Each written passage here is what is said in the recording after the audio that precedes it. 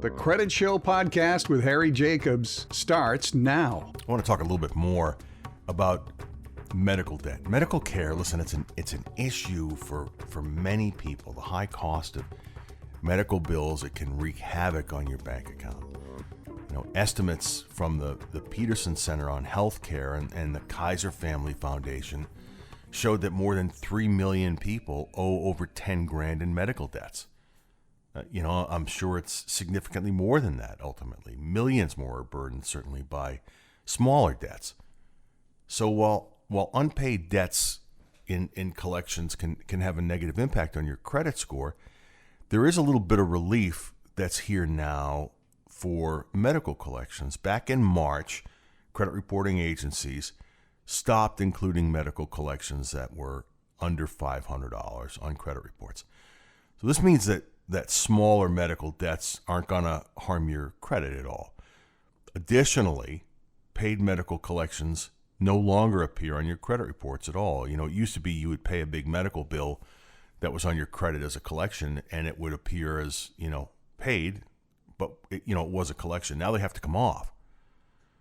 Now, larger unpaid medical collection balances can still go on there, anything over 500. And ultimately, they do cause a decrease in your credit score. So let's delve into the effects for a second of medical debt on your credit and what you need to know. Now, in general, healthcare providers won't report directly to the credit bureaus.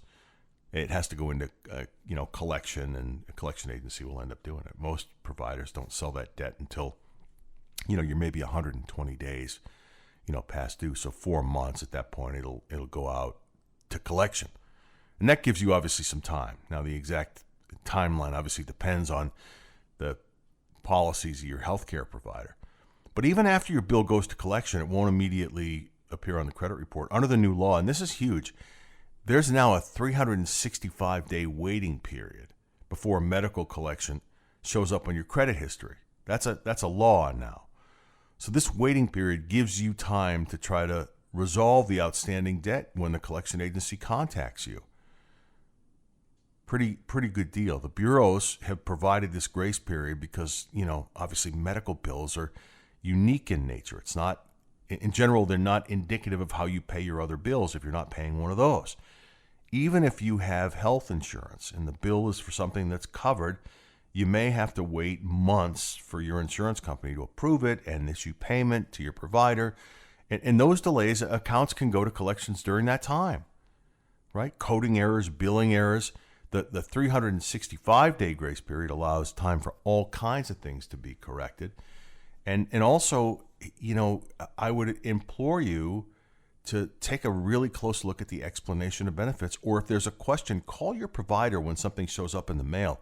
Don't just throw it away and go, insurance is going to cover this. Make sure you understand that it's all there in the EOB, the explanation of benefits.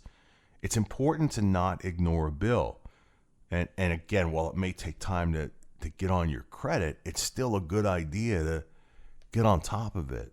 You hear when people apply for mortgages, this used to drive me crazy. The mortgage underwriting process doesn't take medical bills into account in terms of how they review your credit. But the problem is that it does impact your credit score. So they can't take the medical bills off of your credit report and rescore it without the medical bills. What they're doing is say, well, we don't count those against you, but you've got to have a really high credit score if you've got some medical bills on there to keep you in place for, a good rate. Not that there are any good rates these days, but listen, bottom line here, taking prompt action on medical bills to make sure that they don't end up there is great. Great idea, great rule of thumb. It's phenomenal. I think that we now get a year to deal with these larger collections before they pop up on their credit too. You've been listening to the Credit Show podcast with Harry Jacobs. If you need assistance with your credit, text CREDIT to 702-778-2000.